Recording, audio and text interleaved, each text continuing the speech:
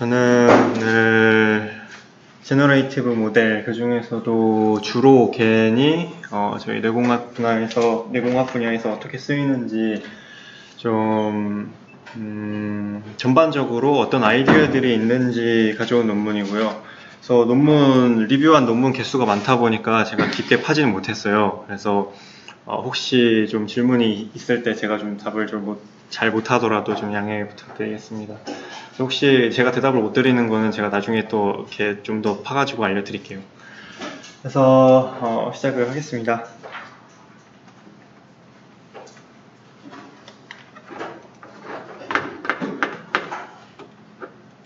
네. 그래서 순서는 이렇게 되고요. 제너레이티브 모델이 뭐고, 겐이 지금 어떻게 사용되어 왔고, 그래서 그 뒤로부터는 뇌공학 분야에서 어떻게 적용되는지 그 예시들을 좀 이렇게 쭉 정리를 해봤습니다. 그래서 맨 뒤에 있는 TC 같은 경우에는 사실 저것도 중요한 내용이긴 한데 이미 한 번씩 다루어 주신 적이 있어요. 여기 계신 동현님이라든가 제가 발표했던 내용이 있어서 저거는 간단하게 하고 넘어가려고 기타에 넣었습니다. 시작을 하면은, 그래서 제너레이티브 모델이라는 건 다들 잘 아시겠지만은 레이블이 없는 데이터나 아니면은 미싱 데이터, 저희가 밸류가 없는 데이터를 복원하는데 좀 탁월하다고 알려져 있죠. 그래서 데이터 X가 있고 레이블 Y가 있다고 할 때 일반적으로 클래시피케이션이나 리그레션 같은 경우에는 저희가 이미 데이터의 레이블을 알고 있고 기본 X에 대한 레이블을 바로 주어져 놓고 학습을 시키는 거죠. 근데 제너레이티브 모델 같은 경우에는 저희가 그 레이블, 기본 X에 대한 Y 레이블이었고 그거를 prior Y, 저희가 관측 데이터인 X만 가지고 베이지안 룰을 사용해서 데이터의 분포를 어떻게 생겼는지 알아내는 거죠. 그래서 대표적인 예로 오토인코더를 들 수가 있는데 오토인코더 외에도 사실 다른 제너레이티브 모델도 마찬가지인 게 기존에 저희가 갖고 있는 프라이어 데이터를 기반으로 그거에 최대한 유사한 데이터를 만들어내는 게 제너레이티브 모델의 핵심입니다. 그래서 제너레이티브 모델, 그 중에서도 오토인코더 같은 경우에는 지금 보이시는 구조, 위쪽에 보이시는 구조랑 같은 구조를 갖고 있는데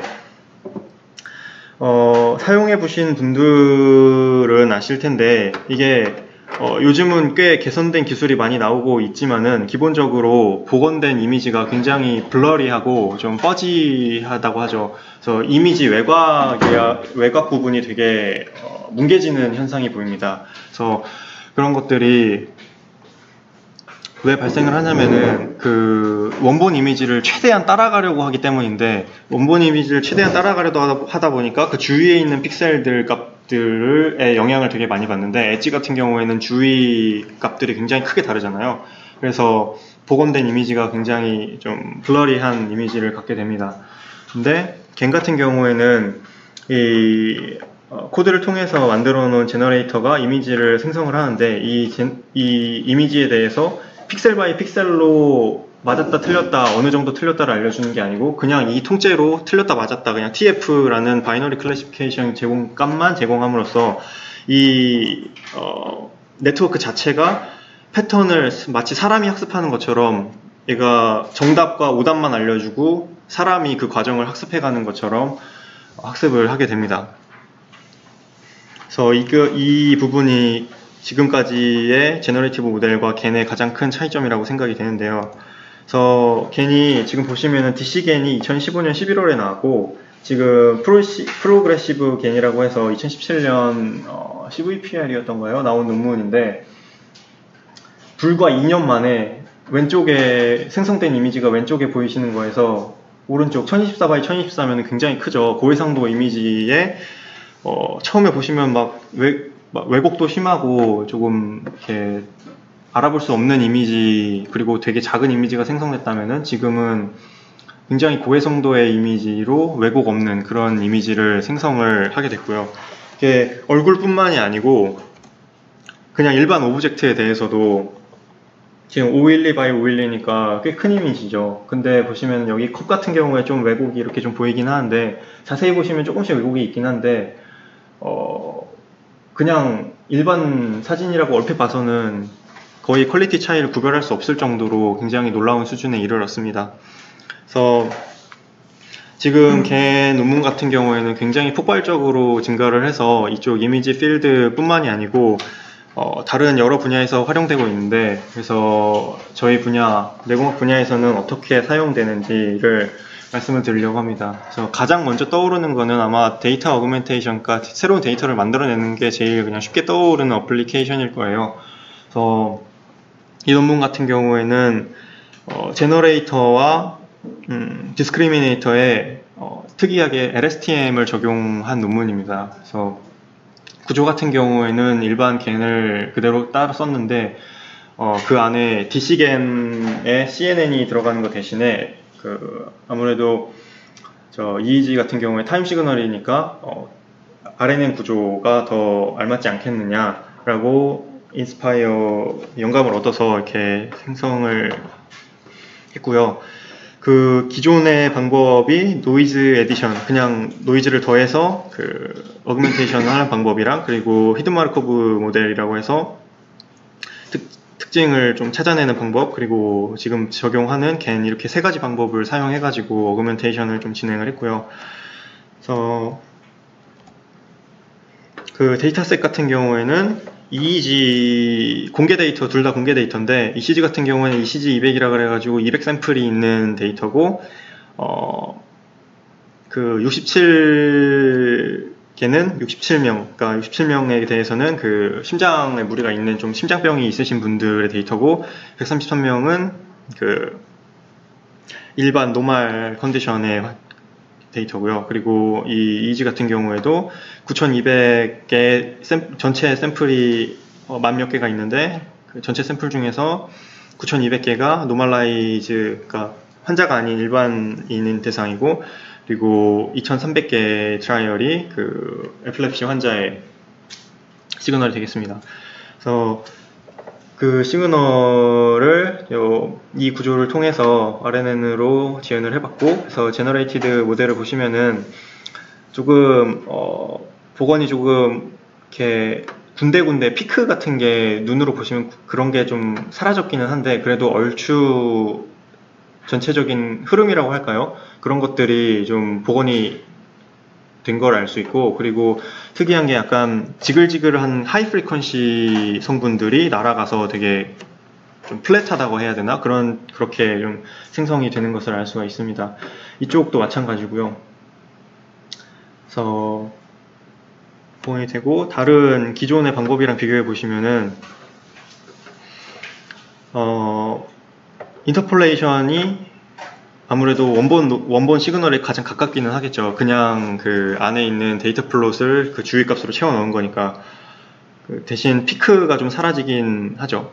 근데 보시면은 노이즈를 더한 어떤 시그널이나 HMM을 사용한 거에 비해서 되게 원본 시그널에 비슷하게 이렇게 제너레이션이 되는 걸 볼 수가 있습니다.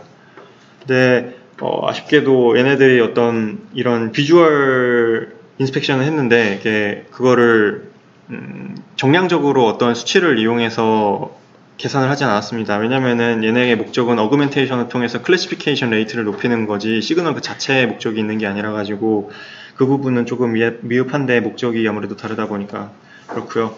그래서 결과적으로 지금 이 아래쪽에 보이시는 게 트레이닝 그 어그먼티드 데이터, 그러니까 제너레이션한 데이터의 개수입니다. 그래서 이쪽이 EEG에 대해서고 이쪽이 ECG에 대해서인데, 보시면은 그 제한한 겐으로 만든 방법이 전반적으로 퍼센테이지가 제일 높아요. 근데 보실 점은 어느 정도 너무 많이 만들어내면 오히려 또 성능이 떨어지는 결과를 보실 수가 있습니다. 이게 뒤에 보실 다른 논문들도 비슷한 결과가 나오거든요. 그래서 이 수치마다 조금 다르기는 한데, 자기가 갖고 있는 데이터셋의 2배수를 넘어가면은 제너레이션한 데이터가, 그러면은 그때부터는 성능이 조금 떨어지는 것으로 이렇게 결과가 다른 논문에서도 좀 보고를 하는 것 같습니다. 그래서 보시면은 여기서 트레이닝 데이터 이쪽에서는 한 8000개를 좀 넘어가니까 이렇게 좀 성능이 다시 하락하기 시작했고요. 그래서 전반적으로 기존 전통적인 방법에 의해서 겐이 더 실제에 가까운 시그널을 제너레이션하고 분류율도 더 높일 수 있었다라는 논문이고, 좀 특이한 점은 여기서 LSTM을 적용한 겐이었다라는 것을 알 수가 있겠고요. 아까도 말씀드렸지만은 이게 목적이 아무래도 분류율을 높이는 거다 보니까 시그널 그 자체의 어떤 퀄리티라던가 그걸 자세하게 분석하지는 못한 게 조금 제한점인 것 같습니다. 그래서 겐이 이러한 가능성을 갖고 있다라는 얘기고요. 그래서 이것도 데이터 어그멘테이션의 한 예인데, 이거는 감정 데이터에 대한 제너레이션입니다. 그래서 이 시드 데이터랑 데프 데이터 셋이라는 거는 이 정서 쪽의 퍼블릭 데이터 중에서 굉장히 유명한 데이터들인데요. 이 위에 시드 데이터 셋 같은 경우에는 감정을 불러일으킬 수 있는 무비 클립들을 보여줍니다. 한 3분에서 10분 사이에 있는 그런 무비 클립들을 보여주고, 그 클립들은 다른 어떤 평가자들한테 이미 평가를 받아가지고 긍정적 감정이냐 부정적 감정이냐 그냥 중립적인 감정이냐를 갖고 있는 그런 비디오고요. 그래서 그 영상을 보여주면서 그 EEG를 같이 찍은 데이터셋이고, 이 아래 같은 경우에는 공개된 뮤직비디오 데이터셋을 보여주고, 사람들한테 어라우절 밸런스라고 하는 어떤 감정을 평가하는 모델이 있어요. 그래서 어라우절이라는 거는 감정의 어떤 강도라고 말해서, 예를 들어서 앵그리 같은 경우에는 내가 굉장히 격앙돼 있고 되게 감정의 어떤 에너지가 굉장히 센 감정이죠. 근데 반대로 뭐라고 할까요? 뭐 질투라고 해보죠. 그럼 질투라고 하면은 똑같이 부정적인 감정이지만 앵그리에 비해서 감정의 어떤 에너지는 낮은 그런 감정인 거죠. 그리고 밸런스라는 거는 긍정적인 감정이냐 부정적인 감정이냐라는 거고요. 그래서 이 어라우절과 밸런스를 합치면은 십자로 4분면이 생기게 되는데, 그 4분면에 따라서 클래시피케이션을 하는 감정 모델입니다. 그래서 그 감정 모델에 따라서 그 평가와 그 데이터, EEG 데이터를 녹화해 놓은 데이터고요. 그래서 이쪽 그룹에서는 데이터를 어떻게 처리를 했냐면은 프리퀀시별로 그 각 알려진 좀 뭐 베타 밴드, 알파 밴드 이렇게 어떤 뇌파가 어떤 역할을 한다라고 좀 미리 알려진 그런 대역대들이 있어요. 그래서 그 대역대를 기준으로 잘라가지고 디퍼런셜 엔트로피라고 하는 디스시밀러리티 혹은 인포메이션 양을 측정하는 척도가 있는데, 이거를 계산해서 얘를 겐의 인풋으로 넣었습니다. 그래서 여기서 제시하는 겐은 바스스타인 겐에다가 컨디셔널 조건을 추가한 컨디셔널 바스스타인 겐인데, 전체적인 구조는 이렇게 됩니다. 네, 특이한 점은 제가 읽어본 바로는 바스스타인 겐은 원래 있는 모델이고, 이쪽에서 컨디셔널을 위해서 로스를 만든 걸로 알고 있어요. 그래서 확실하진 않은데 이게 다른 데서 제시한 거를 갖다 쓴 걸 수도 있는데, 제가 논문을 읽어본 바로는 이 그룹에서 컨디셔널 조건을 추가해서 제시를 한 것 같습니다. 그래서 로스는 이렇게 되는데, 이게 바스스타인 겐의 로스에다가 이 뒤에 텀과 이 컨디셔널 조건을 추가한 거거든요. 이 y라는 게 레이블을 말하는 거고, 그래서 이 람다 파라미터는 그 그레디언트가 러닝을 하면서 그레디언트가 사라지는 문제가 있어가지고 그걸 조절하기 위해서 넣은 파라미터고요. 이 여기 앞에 있는 x 같은 경우에는 리얼 데이터하고 제너레이티드 데이터 포인트 간의 직선거리입니다. 그래서 얘가 짧으면 짧을수록 좋게 만들어진 거겠죠. 그래서 이 포인트고, 이 알파 값은 0에서 1 사이고, 그래서 뭐 이거는 제너레이티드는 뭐 이쪽에 따르고, 그래서 이런 로스를 가지고 트레이닝을 했고요. 그래서 나머지 그 흐름은 이쪽에서 제시한 이 로스 외에는 일반적인 티피컬한 좀 흐름을 따르고 있습니다. 그래서 데이터를 보시면은, 이거는 그 동현님께서 한번 소개해 주신 적이 있는데, TSN이라고 해서 그 디멘전 어떤 특징 벡터를 뽑게 되면은 디멘전이 굉장히 높잖아요. 그러면은 저희가 이게 어떤 분포를 가지고 있는지 눈으로 알 수가 없는데 이거를 2차원 평면에 이렇게 프로젝션 해주는 기법 중에 하나입니다. 그래서 이 기법을 사용해 가지고 이 시드 데이터 셋에서 시드 데이터에 대해서 플로팅을 2D로 해봤더니 이 점선이 점으로 찍힌 게 제너레이티드 데이터고 이 실선이 원래 실제 데이터입니다. 그래서 실제 데이터는 이렇게 분류가 조금 띄엄띄엄 돼 있었는데 이 사이를 약간 제너레이티드 시그널이 메워주는 그런 느낌으로 제너레이션이 이렇게 진행이 된 것을 볼 수가 있습니다. 그래서 굉장히 깔끔하게 잘 클래시피케이션이 되도록 나눠진 게 보이고요. 그래서 여기도 또 이 비슷한 결과인데 데이터 제너레이티드 된 데이터셋을 그 양을 점점 늘리면서 좀 또 시험을 해봤습니다. 그랬더니 여기에서는 그 실제 데이터셋과 제너레이티드 데이터셋이 숫자가 같을 때 전반적으로 가장 성능이 높았다고 보고를 하고 있고요. 역시 제너레이티드 된 개수가 점점 늘어나면 늘어날수록 점점 그 분류율이 점점 떨어지고 있습니다. 그래서 제너레이티드 그 시그널을 쓰지 않은 것보다는 확실히 높아졌고 쓸 때는 원래 셋의 2배수 그만큼 사용하는 게 제일 성능이 높게 보이더라 이런 거를 보고 했었던 논문이고요. 그 다음에는 가상 이미지 시그널을 제너레이션 하는 모델인데 사실 데이터 어그멘테이션이랑 굉장히 유사한 면이 있어요. 신테틱 이미지라는 거는 사실 앞쪽에서 한 것도 가상 이미지를 만들어낸 거니까. 근데 이거를 제가 분리한 이유는 앞의 목적은 데이터 수를 불려가지고 클래시피케이션이 잘 되도록 하는 데에 목적이 있어요. 근데 얘는 이미지 자체를 잘 가상으로 생성해내는 데에 목적이 있습니다. 그래서 그거를 분리하게 되었고요. 그래서 이게 이미지 데이터는 그 인체 실험을 통해서 얻어지잖아요, 신호들이. 그래서 그 캡도 되게 써야 되고 준비 과정도 길고 사람들이 동의도 해야 되고 이렇게 준비 과정도 길고 시간도 오래 걸리고 그래서 데이터셋을 얻기가 굉장히 어려워요. 그래서 뭐 아이디어는 단순하죠. 그러니까 좀 가상으로 만들면은 이게 이렇게 힘들어가지고 실험을 하지 않아도 괜찮지 않을까 이렇게 해서 시작이 됐고요. 그래서 세 가지 방법, 오토인코더, Wgen, DCgen 이렇게 세 가지 방법으로 제너레이션을 해보고 그 세 개에 대해서 이렇게 여러 가지로 비교를 해본 논문입니다. 그래서 실험은 앞에 보이시는 이것과 같은데 SSVP라고 하는 실험인데 여기 앞에 보이시는 오브젝트가 3개가 있어요. 그러면은 이 3개의 오브젝트가 서로 다른 헐츠로 깜빡입니다.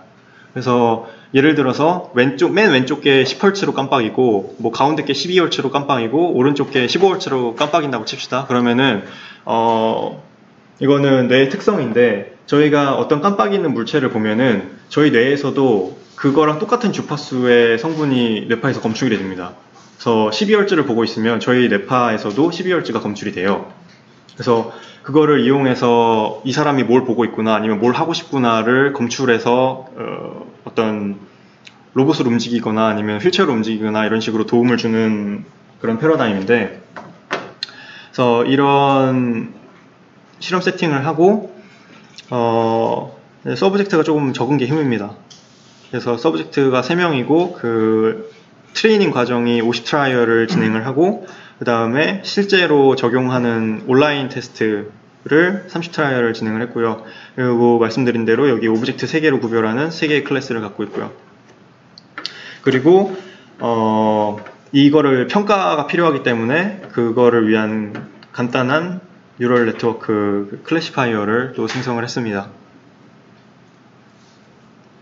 그래서 만들어진 시그널을 보시면은 이게 주파수 대역에서 본 건데 이쪽 왼쪽 Y축이 앰플리튜드를 그 타임 시그널을 FFT를 통해서 그 프리퀀시 대역으로 치환한 다음에 그걸 로그 스케일로 플로팅을 한 결과고요.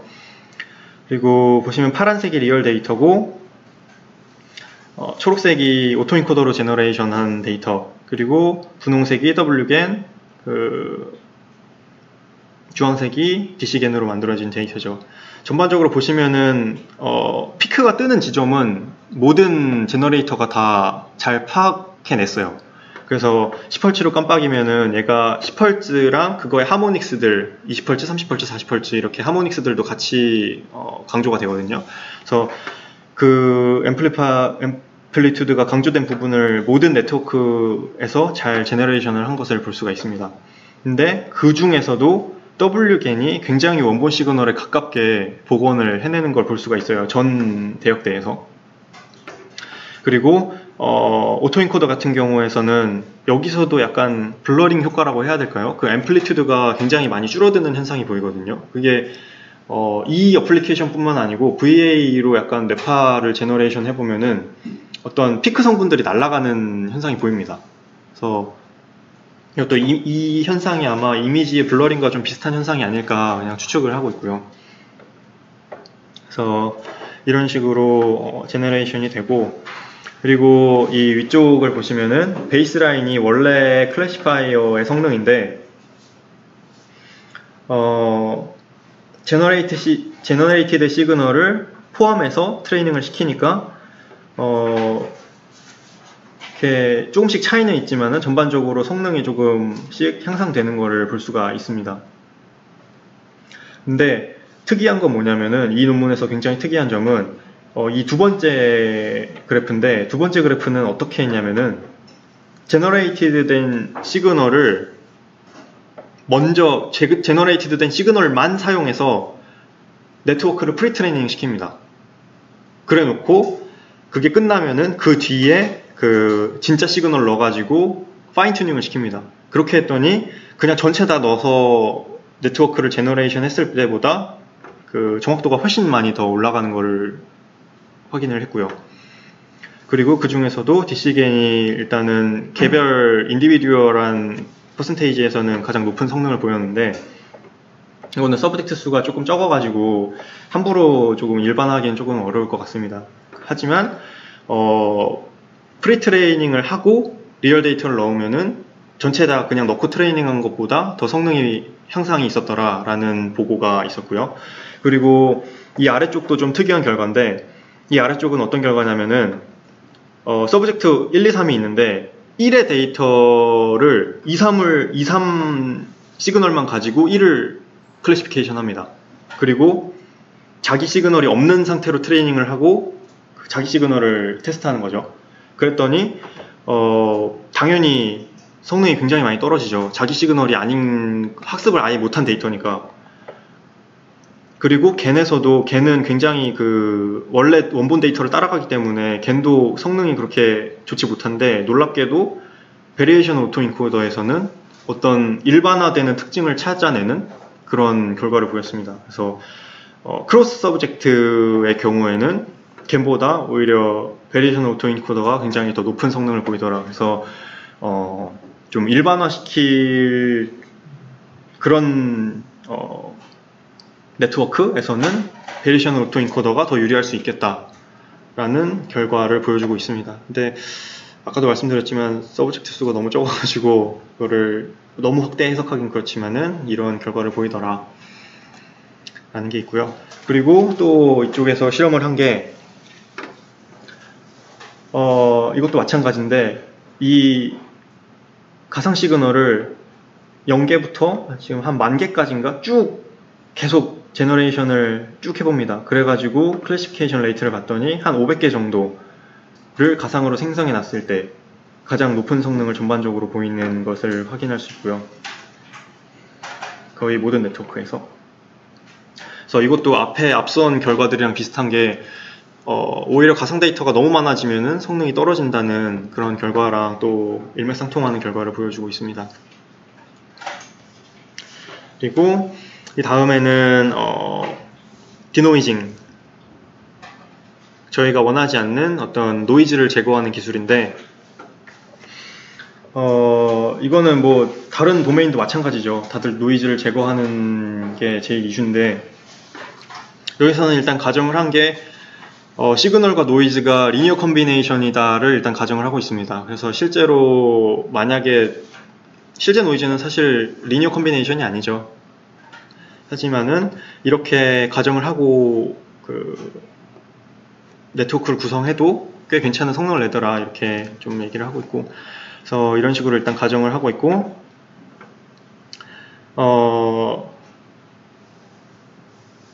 네, 말 그대로 노이즈를 지우는 그런 네트워크를 구성을 했고, 사이클겐을 이용해서 이미지 투 이미지 트랜슬레이션에서 아이디어를 얻어가지고 이거를 구성하게 됐고요. 그리고 이 네트워크 EEG의 일단 네트워크 문제점이, 사이클겐으로 구성하려고 할 때 문제점이 그라운드 트루스를 몰라요. 노이즈의 그라운드 트루스를 모른다는 점이 있는데, 그것 때문에 여기서는 약간 이 사이클겐을 조금 변형해가지고 에이시메트릭 사이클겐이라고 이름 붙인 구조를 사용을 합니다.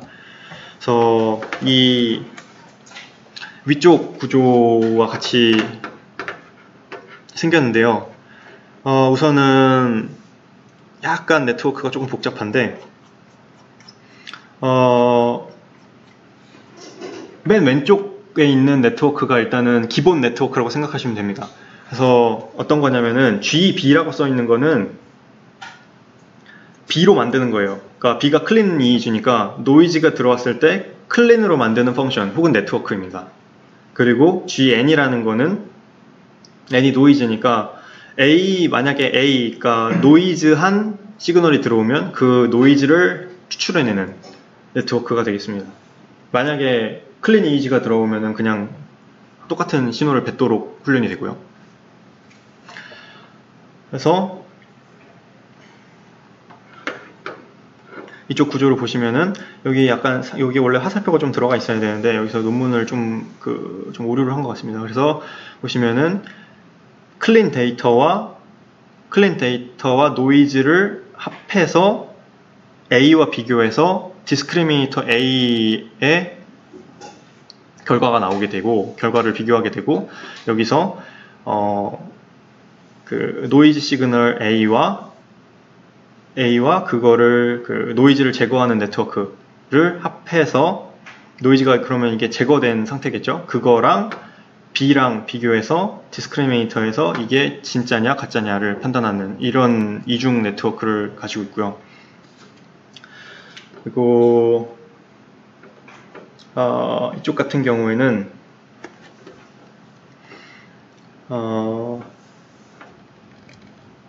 잠시만요.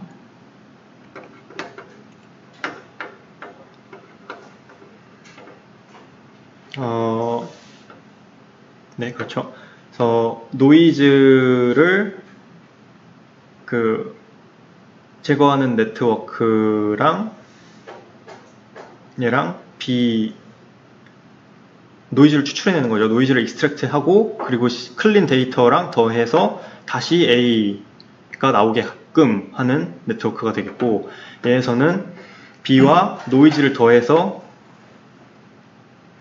A를 제너레이션하고 그게 다시 노이즈를 제거하는 알고리즘을 네트워크를 거쳐가지고 B가 나오게 돼서 얘랑 최대한 가까워지게 하는 그런 네트워크, 이렇게 4개로 구성되어 있습니다. 그래서 이 위쪽이 제너레이터 파트고요. 아래쪽이 디스크리미네이터 파트인데, 특이하게도 하이퍼 탄젠트를 사용을 합니다. 근데 제가 논문을 읽어본 바로는 이렇게 구성을 하려면 하이퍼 탄젠트의 아웃풋이 -1부터 1로 고정이 되거든요. 그러면은 제 생각에는 EEG를 노멀라이제이션을 무조건 해야 되거든요. 근데 이 논문 내에 노멀라이제이션을 했다는 얘기가 이게 언급이 안 돼 있어서, 제 경험상으로는 저런 식으로 구성을 하면은 EEG 성분이 그냥 노멀라이제이션을 하지 않고 넣으면은 EEG 성분이 사라지더라고요. 근데 이쪽에서는 아마 노멀라이제이션을 했다고 생각했는데 일단 언급이 없다는 점을 조금 얘기를 드리고 싶고, 그래서 이 생성된 데이터를 이런 네트워크가 항상 의뢰 그렇듯이 그라운드 트루스를 모르기 때문에 우선은 가상 데이터, 시뮬레이티드 데이터에 대해서 먼저 검증을 해봅니다. 그래서 지금 여기 위에서 앞선 슬라이드에서 노이즈를 추출하는 네트워크와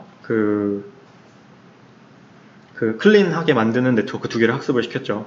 그래서 그걸 사용해서 그 트루 데이터로 클린 데이터로 사인하고 사각파를 합친 웨이브를 넣고 여기 있죠. 이런 파형을 만들고 그리고 노이즈로는 소투스 이거 약간 오타가 있네요. 소투스 웨이브라고 해서 이런 노이즈를 넣고 데이터를 제너레이션 해서 이런 데이터형이 만들어졌겠죠. 이런 데이터가 만들어졌는데 그래서 이 데이터를 이 클린하는 그 네트워크에 넣어봤더니 얼추 제거가 된 것을 좀 확인을 할 수가 있습니다. 그래서 이쪽 신호랑 비교해 보면은 조금 노이즈하기는 하지만은 이런 소투스 파형이 굉장히 많이 빠진 것을 확인할 수가 있고요. 그리고 그 노이즈 검출 겐에서는 또 이 노이즈의 파형을 제대로 또 찾아낸 것을 확인을 할 수가 있습니다. 그래서 이쪽 연구팀에서는 사실 MSE보다 더 좋은 매트릭이 있었지 않을까 싶기는 한데 실제 데이터랑 제너레이트 된 데이터를 1대1로 비교해서 MSE를 구했는데 이렇게 하면은 사실은 굉장히 원래 에러값이 클 수밖에 없는 매저라서 더 좋은 매저가 있지 않았을까 하는 조금 아쉬움이 있는 상황인데 이쪽에서도 이거를 평가하는 매트릭이 지금 없는 상태이기 때문에 그냥 있는 것 중에서 그나마 좀 리즈너블해 보이는 거를 좀 사용을 한 것 같습니다. 그래서 그 가상 데이터셋에 대해서 제대로 생성한 것을 확인을 했기 때문에 이번에는 실제 데이터셋을 가져왔습니다. 그래서 실제 데이터는 그 미 육군에서 제공하는 퍼블릭 데이터셋을 가져왔고요. 사실은 EEG라고 보기는 힘듭니다. 왜냐면은 7가지 동작을 하면서 찍은 데이터인데 동작은 EMG라 그래가지고 머슬 무브먼트인데 이게 뇌에서 나오는 신호보다 몇 배 이상 더 큽니다. 사실은. 그래가지고 굳이 이런 복잡한 알고리즘을 쓰지 않더라도 사실은 눈으로도 확인이 가능한 시그널이거든요. 그래서 아마 좀 그라운드 트루스를 확실히 알지 못하니까 구분이 쉬운 데이터셋을 고르기 위해 이런 거를 선택하지 않았나 싶습니다. 그래서 이 움직임이 있는 데이터를 아티팩트라고 여기서는 가정을 하고 클린 데이터는 처음에 시작하기 전에 아무것도 없이 그냥 그 컴퓨터 의자에 앉아가지고 아무것도 하지 마라, 눈도 깜빡이지 마라 이렇게 주문을 받고 찍은 데이터를 그래서 아무런 움직임이 없는 상태를 클린이라고 가정을 하고 학습을 시켰습니다. 그래서 클린 EEG가 4명한테 있고 노이즈 EEG가 10명한테 얻었는데 그 중에서 반을 그 트레이닝에 썼고요. 반을 테스트로 썼습니다. 그래서 아래쪽이 이 파란색이 원본 무브먼트 시그널이고요. 이 자주색으로 보이는 게 그 디노이징을 한 후에 겐에서 나온 제너레이티드 된 시그널입니다. 보시면은 너무 큰 파형들은 남아있지만 그래도 이런 피크 같은 게 굉장히 많이 사라진 걸 볼 수가 있고요. 그래서 이쪽에서 트레이닝 시킨 게 겐이 2가지잖아요. 그 노이즈를 제거하는 애랑 노이즈를 디텍션 하는 애 이렇게 2개를 제너레이션 했기 때문에 그래서 이 리무벌 성능도 측정을 해야 되는데 얘네는 어떻게 측정을 했냐면은 일단 100% 다 아티팩트인 데이터를 가져옵니다. 그래가지고 얘를 이 아티팩트를 디노이징 하는 네트워크에 한번 통과시킵니다. 그리고 그거를 다시 이 아티팩트 디텍션 하는 네트워크에 넣으면은 얘가 무조건 다 false로 해야 되는 거죠. 무조건 다 아티팩트가 아니다라고 판명을 해야 되는데 보니까 3만 개 중에 한 10,000개 정도가 틀리고 2만 개 정도가 아티팩트가 아니다라고 이렇게 판정을 하더라. 그래서 제너레이터가 성능을 꽤 잘 발휘하더라 이렇게 마무리를 하고 있습니다. 그리고 다음은 피처 필터인데 이 내용이 사실은 어떤 내용이냐면 저희가 그 EEG를 보고 저희가 원하는 특징들이 있을 거 아니에요. 그 신호 안에서 그 중에서 원하는 특징만 빼내고 그렇지 않은 특징들은 이렇게 디노이징 시키고 싶은 네트워크입니다. 근데 이 앞에 있는 게 약간 여기에 사용되는 기법이라 넣었는데 이게 제가 옛날에 리뷰했던 거라 자세히는 안 다루는데 제가 옛날에 발표했던 거를 보시면 이거에 대해서 리뷰한 논문이 발표가 있습니다. 네. 우선은 왜 이걸 넣었냐면은 이쪽에서 이런 데이터셋을 뽑을 때 사용된 기법이라 가지고 제가 가져왔는데, 처음에 EEG가 그 채널 바이 시간으로 이렇게 신호가 나오는데, 얘를 비주얼라이제이션을 하고 싶은 방법을 찾고 싶은 거예요, 이쪽에서는. 그래서 얘네들은 어떻게 했냐면은 타임 시그널을 그 프리퀀시 도메인으로 변환을 시켜가지고, 또 아까처럼 그 잘 알려진 대역대, 어떤 특징을 갖고 있는 대역대라고 알려진 프리퀀시로 이렇게 또 나눕니다. 그래가지고 여기서는 세타, 알파, 베타 대역대로 나눠서, 그러면 이런 식으로 세 가지 대역대의 신호로 바뀌겠죠, 채널들 수만큼. 그래서 얘네들을 어떻게 쓰냐면은 마치 RGB 이미지처럼 얘네들을 씁니다. 그래서 이 세타 대역대는 뭐 R 값이고, 알파 대역대는 뭐 G 값이고, 이런 식으로. 그런 다음에 얘네가 그러면은 저희가 측정한 데이터는 이렇게 전체 면에서 측정하는 게 아니고 어떤 포인트에서만 측정을 하잖아요. 그래서 그 실제로 구성을, 저희 찍은 신호를 포인트를 찍어보면 이런 식으로 구성이 됩니다. 근데 저희가 굉장히 빈 부분이 많잖아요. 그러면 정보가 없는 부분이. 그렇기 때문에 얘네들을 인터폴레이션으로 채워줘야 되는데, 이 3D 상태로 채우려면은 이게 완전 구형이 아니기도 하고, 이 거리도, 각각의 거리도 있고 곡면이기도 하고, 그래서 표면적을 구하기도 힘들 뿐더러 얘네들을 계산하기가 굉장히 힘들어요. 그래서 얘네들을 2D로 프로젝션 해야 되는데,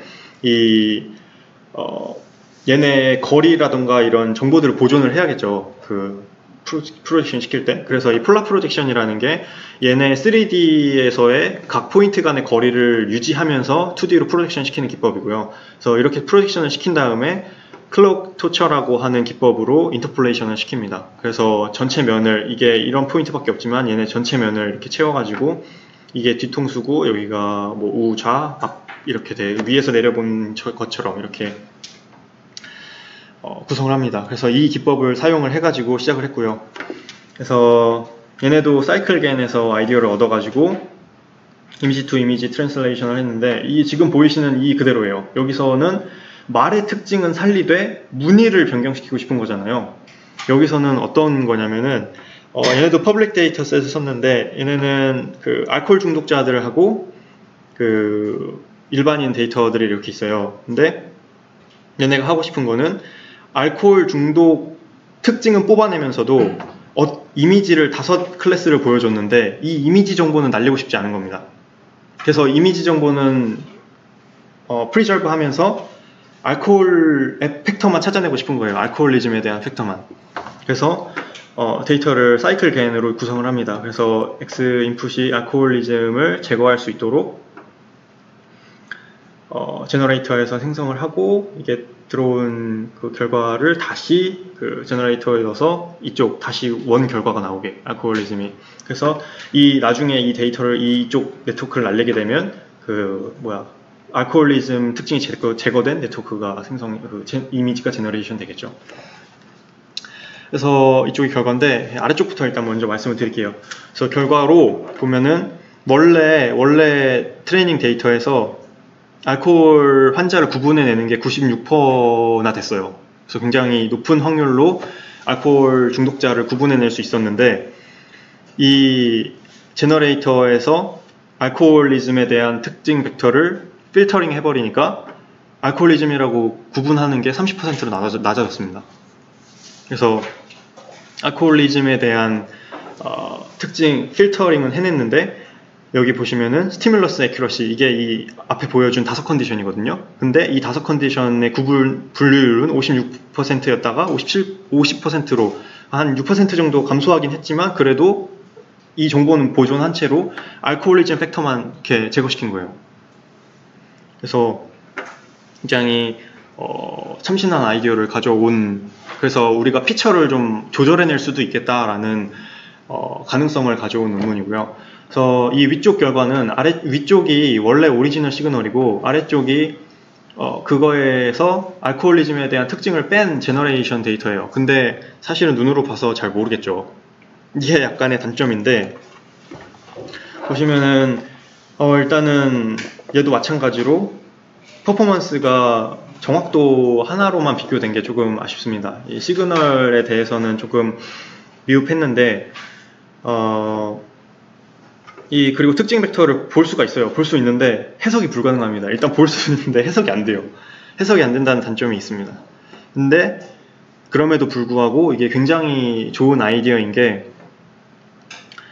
다른 어플리케이션에 많이 적용이 될 수 있습니다. 예를 들면은 이런 개인정보 보호, 예를 들어 암 환자가 있는데 암에 대한 피처는 남기고 이 사람의 개인정보만 그 이미지에서 빼내고 싶은 거예요. 그래서 암에 대한 피처만 이렇게 남아있고 개인정보에 대한 건 사라지도록 그런 식으로 응용을 할 수가 있고, 그리고 이러한 구조가 우리가 원하는 피처만 남기고 원하지 않는 피처를 제거해낼 수 있다, 이런 가능성을 제시한 논문입니다.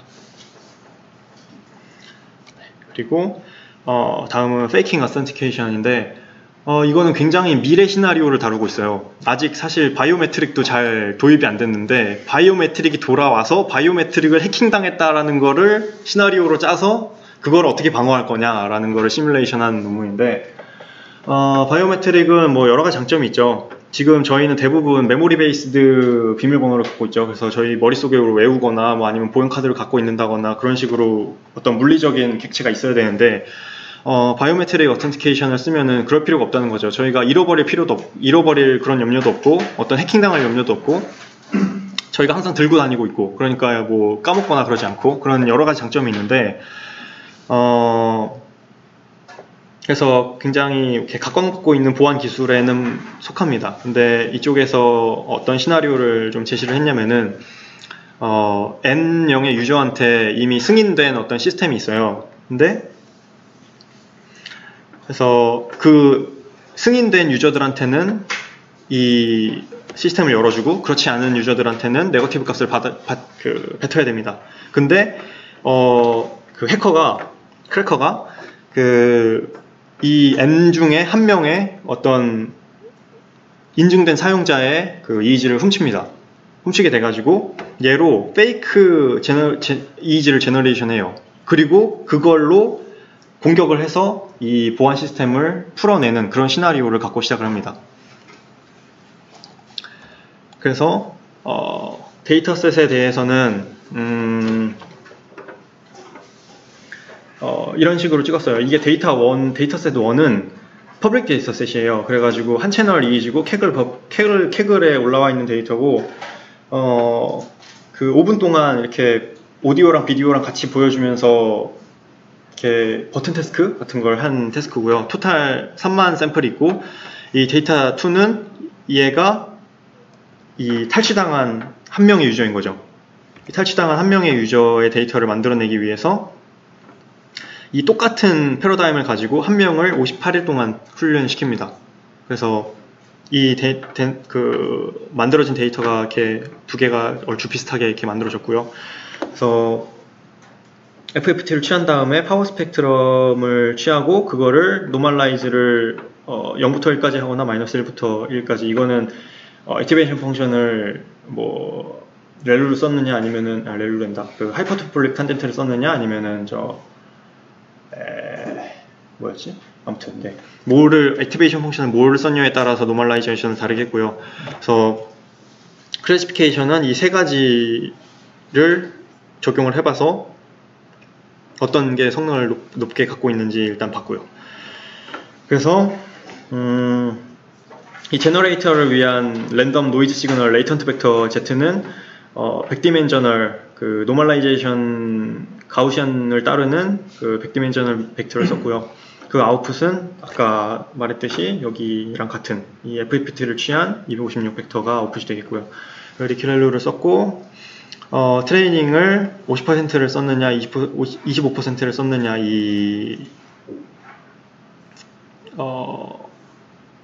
네, 이렇게 나눠가지고 시험을 했고, 그리고 최대 10,000개의 시그널을 제너레이션을 했습니다. 그래가지고 과정은 이렇게 되고요. 일단은 첫 번째로 바이너리 클래시파이어, 아까 이 세 가지를 가지고 바이너리 클래시파이어를 훈련을 시키고, 그 다음에 겐으로 얘를 만들어 가지고 이거를 통과할 수 있느냐를 검증을 한 거죠, 이 클래시파이어를. 그래서 결론적으로는 XGB 부스터 이 세 가지 어플리케이션 중에 일단 클래시파이어로는 XGB 부스트가 제일 높은 성능을 보였대요. 그래가지고 얘를 일단 베이스라인 클래시파이어로 사용을 했고요. 그 다음에 실험을 해봤는데 그 탈취된 EEG를 사용해서 만들어진 제너레이티드 시그널을 100% 그냥 전부 다 테스트셋에다가 전부 다 그 가짜 시그널을 넣었는데 그게 정확한 퍼센테이지가 안 나왔는데 포지티브로 판정이 되더라라는 거죠. 근데 사실은 이러면은 안 되는 거잖아요. 그러니까 이 시나리오대로라면 탈취한 데이터로 공격을 시도했더니 뚫리더라 이런 말이 됩니다. 그러면은 이거를 방어를 해야 될 거 아니에요. 그래서 이 방어를 어떻게 하냐, 그러면은 이 제너레이트 된 시그널로 다시 한번 클래시파이어를 트레이닝 해보자. 그랬더니 전체 데이터를 넣고 트레이닝을 했더니 91%가 나왔고 절반만 썼는데 95%가 됐어요. 이거는 약간 이상하잖아요, 사실. 그 전체 데이터를 다 쓰는 게 오히려 성능이 높을 것 같은데, 그래서 이쪽에서 말하기로는 그 전체 데이터셋을 쓰면은 그 걔네 그 하이퍼 파라미터 튜닝하는데 너무 베리어빌리티가 커서 언더피팅이 됐을 수 있다라고 일단은 얘기를 하고 있습니다. 그래서 만약에 시간이 더 많아서 트레이닝을 끝까지 했다면은 100% 쓴 게 더 성능이 좋지 않았을까 일단 얘기를 하고 있고요. 그래서 보시면은 처음에 트레이닝은 클래시파이어는 애큐러시가 90.8%고 중요한 건 FAR이죠. False Accepted Rate. 사실 FR은 이 인증 시스템이라고 했을 때 그냥 불편한 게 다예요. 내가 쓰려고 들어갔는데 내가 아니래. 그냥 불편한 게 단데, 심각한 거는 이 FAR이죠. 내가 내 유저가 아닌데 누가 가짜 시그널을 넣었더니 진짜라고 판명을 하는 거니까. 그래서 얘가 굉장히 치명적인 오류인데, 얘가 제너레이트 시그널은 사실 만약에 한 명한테 탈취를 할 수 있으면 얼마든지 많이 만들어낼 수 있잖아요. 걔 막 몇만 개를 만들어내가지고 한 개만 뚫리면 해커는 성공하는 거니까. 그래서 얘를 낮출 필요가 있는데, 보시면은 겐을 이용해서 한 번 더 얘를 가짜라고 인식을 시켜주니까 퍼센테이지도 올라갔지만 중요한 점은 FAR이 획기적으로 많이 떨어지더라. 그래서 그 가상 어택에 대해서 굉장히 톨러런스가 세지더라, 이런 게 굉장히 결론이면서, 이쪽에서 말하기로는 이런 시스템을 이렇게 만약에 바이오메트릭 시스템을 도입하게 된다면은 클래시파이어를 트레이닝할 때 꼭 제너레이터를 사용해서 그런 가상의 공격도 방어해 봐야 된다, 이런 얘기를 하면서 논문을 마무리하고 있습니다. 그래서 여기까지가 EEG를 직접적으로 제너레이션 하거나 이런 예였고, 얘는 조금 다른 이슈입니다. 겐이 굉장히 많이 활발히 사용되고 있고, 대부분 어플리케이션이 이미지 제너레이션이잖아요. 그래서 이미지 제너레이션을 하는데, 이거를 제너레이트 된 이미지를 평가할 방법이 지금 없는 상태입니다. 그래가지고 현재 지금 사용되는 스코어는 인셉션 스코어랑 MMD 그리고 FID라는 이런 매트릭이 지금 현재는 제너레이트 된 이미지를 평가하는 데 사용이 되고 있거든요. 하나씩 간단히 말씀드리면은 인셉션 스코어 같은 경우에는 인셉션이라는 네트워크가 이미지 넷에서 굉장히 높은 성능을 보였잖아요. 사람보다도 더 높은 성능을 보였기 때문에 얘는 굉장히 어떤 그라운드 트루스를 인셉션을 보는 거죠. 인셉션에서 나온 결과는 true다 라고 가정을 하고 제너레이티드 된 이미지를 넣습니다. 인셉션 안에다가. 그래서 만약에 펌킨이라고 할게요. 호박이라는 원래 그라운드 트루스가 있고, 호박을 네트워크 안에 넣으면 소프트맥스를 통과하면은 사실은 호박이 가장 높을 뿐이지 호박만 나오는 건 아니거든요. 여기 호박이랑 비슷한 주키니라든가 아니면은 주황색의 어떤 물체, 할로윈이라든가 이런 애들도 클래시피케이션 레이트 이렇게 나올 거예요. 이런 확률 분포가 나올 거예요. 근데 이 중에 펌킨이 제일 높기 때문에 펌킨으로 그냥 레이블링 될 것 뿐이죠. 근데 얘네에서는 이 레이블을 쓰는 게 아니고 이 확률 분포 전체를 씁니다. 그래서 우리가 제너레이션한 이미지가 얘랑 비슷한 확률 분포를 가진다면 그러면은 우리가 잘 만들어낸 게 아닐까라는 가정을 갖고 있는 스코어입니다. 그래서 수식은 저렇게 써놨는데 저건 자세히 설명 안 하고 이런 식으로 네, 좀 대입해 보면은 네, 그런 수식이 나오고요. 그리고 이 MMD라는 거는 리얼 이미지하고 그 제너레이티드 된 이미지하고 그 거리를 그 시밀러리티를 잴 수 있는 커널을 이용해 가지고 이런 식에다 넣어 가지고 리얼과 페이크의 시밀러리티를 재는 척도입니다. 그래서 비슷하면 비슷할수록 이 값이 커져서 이렇게 이 전체 값이 작아져요. 그래서 MMD 값이 작을수록 얘는 제일 잘 제너레이션 된, 그러니까 원래 이미지랑 비슷한 이미지다 라고 평가를 하는 척도고요. 이 FID도 비슷한데 얘는 인셉션이 들어가잖아요. 얘도 인셉션을 씁니다. 얘는 근데 얘는 클래시피케이션의 이 확률 분포, 소프트맥스에서 나온 확률 분포를 썼잖아요. 그 위에 있는 IS는. 근데 얘는 뭘 쓰냐면 인셉션에서 네트워크가 이렇게 쭉 진행이 되잖아요. 뭐 이런 식으로 쭉 지나가는데 이 후반에 있는, 인셉션의 후반에 있는 어떤 임의의 레이어 하나를 빼옵니다. 그래서 이 임의의 레이어에서 나온 피처가 있을 거예요. 이미지를 넣었을 때, 펌킨을 넣었을 때 어떤 피처 벡터가 있을 거란 말이죠. 그러면은 제너레이션 된 피처 벡터도 얘랑 비슷한 피처 벡터를 가지지 않을까. 그래서 이 피처 벡터 간의 거리가 가까우면 가까울수록 그 유사한 이미지다라고 판명을 하는 스코어입니다. 그래서 얘도 FID도 작으면 작을수록 그 원래 이미지랑 가깝다는 의미가 되고요. 그래서 이런 식으로 지금은 제너레이션 된 이미지를 평가를 하고 있는데, 사실은 눈으로 봤을 때는 얼추 얘네가 낮은 스코어면은 얼추 잘 만들어진 것 같아요. 근데 눈으로 봐도 명백하게 얘가 더 잘 만들었는데 이 스코어가 거꾸로인 경우도 있습니다. 그래서 이게 절대적 수치가 될 수가 없는 상황인데, 그래서 이 저자가 뉴로스코어라는 새로운 매트릭을 제시를 해요. 그래서 지금 사용되는 매저들도 비교하면서 이런 것들이 얘네는 안 되는데, 뉴로스코어는 사람의 그 뇌파에 인스파이어드 받았기 때문에 퀄리티도 식성을 할 수 있고, 그 휴먼의 어떤 그 평가랑 유사한 척도고, 그리고 적은 샘플 사이즈로도 가능하고, 그리고 이미지 간의 랭크도 매길 수 있다. 어떤 이미지가 우수한지. 그런 식으로 이렇게 얘기를 하고 있습니다. 그래서 우선 데이터셋 같은 경우에는 RSVP라고 해서 Rapid Series Visual Presentation인데 말 그대로 그냥 이미지를 빠르게 쫙 보내는 거예요. 그래서 막 0. 몇 초 안에 이미지가 쫘르륵 지나가고, 우리가 처음에 시작하기 전에 이걸 찾으세요 라는 지시를 줍니다. 여기서는 사람 얼굴이고요, 그게. 그래서 사람 얼굴이 타겟이고, 얘가 나왔나요, 안 나왔나요, 혹은 사람 얼굴이 몇 개 나왔나요, 혹은 제시한 얼굴이 나왔나요, 안 나왔나요, 이런 식으로 이렇게 태스크를 진행을 합니다. 그래서 그 뇌파 데이터를 이런 구조에다 넣는데 크게 두 흐름으로 나눠져 있습니다. 이 위에 쪽은 처음에 그 망막으로부터 들어온 결과가 사실은 이 전에 하나가 더 있겠죠. EEG 캐블스는 그 센서에서 관측이 될 거예요. 근데 그 센서 단에서 관측된 거를 소스를 찾습니다.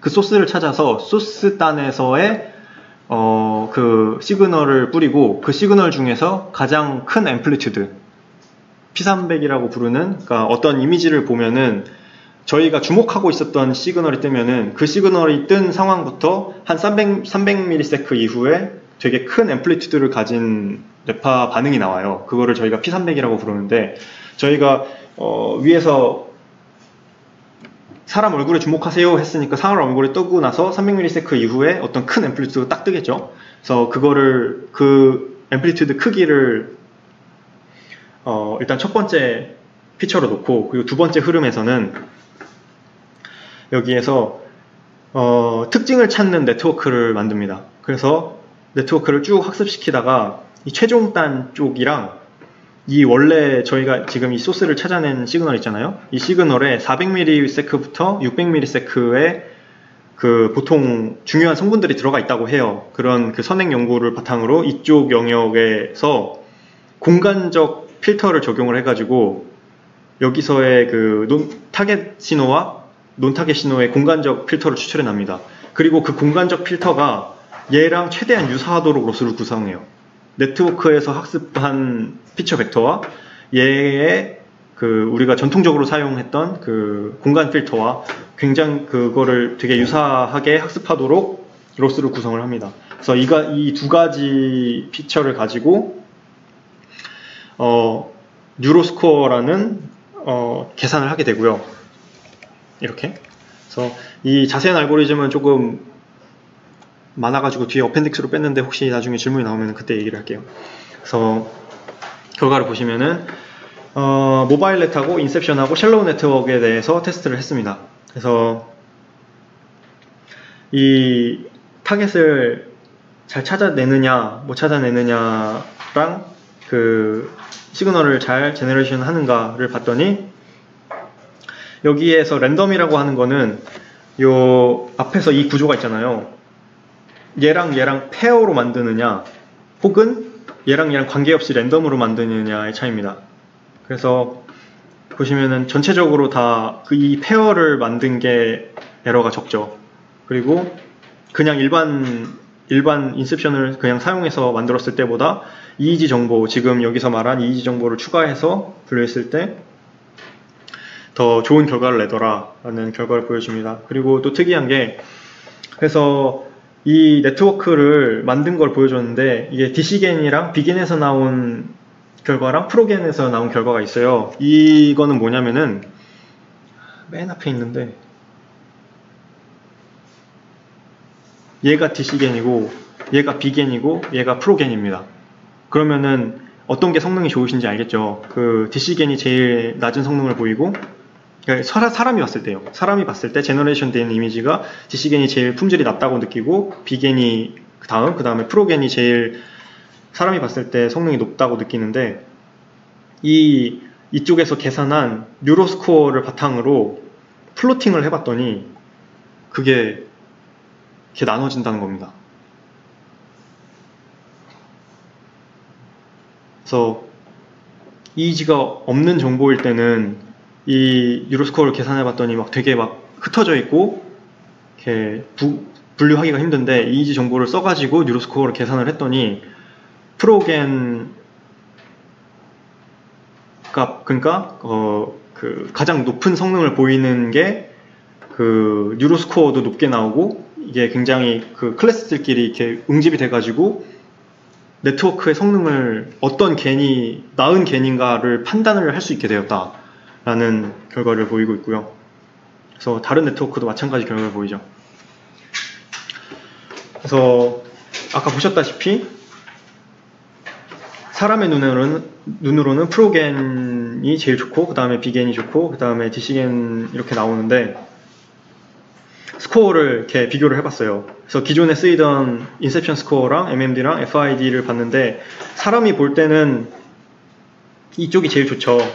그러면은 얘가 만약에 사람의 어떤 의견을 반영을 하는 스코어라면은 이 순서가 이렇게 쭉 어떤 비례하는 순서가 나와야 될 텐데 보시면은 얘네들은 그런 결과랑 상관이 없어요.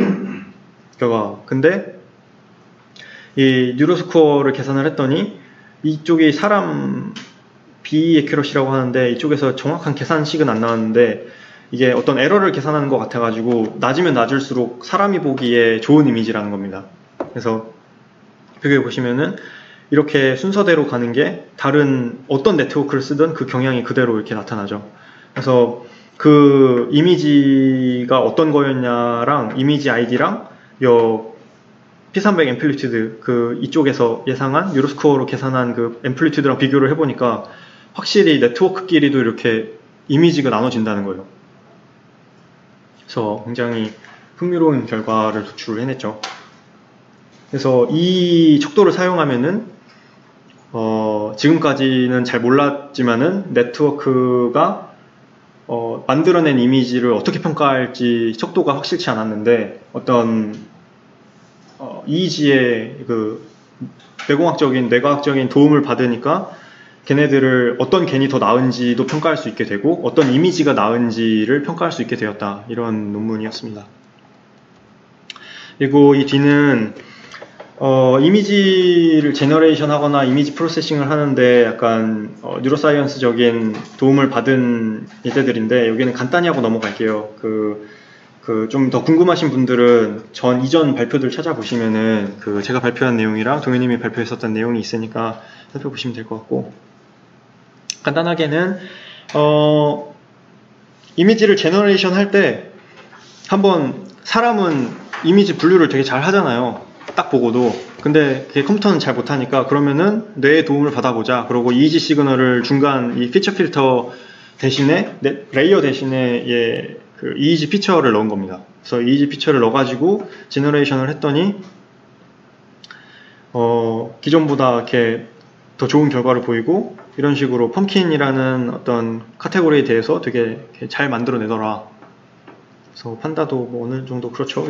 아래쪽이 약간 좀 실패한 예제고 위쪽이 좀 성공한 예제인데, 네, 이런 식으로도 활용될 수 있다 라는 거고, 그리고 이거는 이 앞쪽 논문 다음에 약간 이쪽은 이미지 처리를 주로 하시는 분들이 여기에 도전한 거고, 이 밑에 논문은 원래 뇌공학을 하시는 분들이 이 논문을 보고 약간 영감을 받은 거예요. 그래가지고 얘네들의 문제점이 약간 앞쪽 연구의 문제점이 뇌공학적인 어떤 도메인 널리지가 없어가지고 실험이라든가 이런 게 조금 잘못된 것들이 있었어요. 그래가지고 얘네들은 그거를 좀 우리 도메인 널리지를 써가지고 한번 해보자. 그래가지고 얘는 어떻게 하냐면은 이 위쪽에서는 그냥 뭐를 논타겟이다 주어주질 않고 그냥 이미지를 계속 보여줬거든요.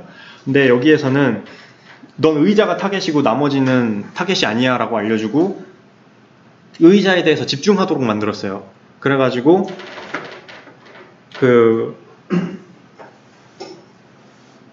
나중에 시그널을 복원해 봤더니 의자의 이 아래쪽이 논타겟에 대한 이미지고 위쪽이 타겟에 대한 이미지인데, 타겟에 대한 이미지는 확실히 의자라는 거를 알 수 있을 만큼 이렇게 제너레이션 되는 반면에 논타겟에 대해서는 이렇게 의미 없는 이런 그림이 잘 만들어지더라.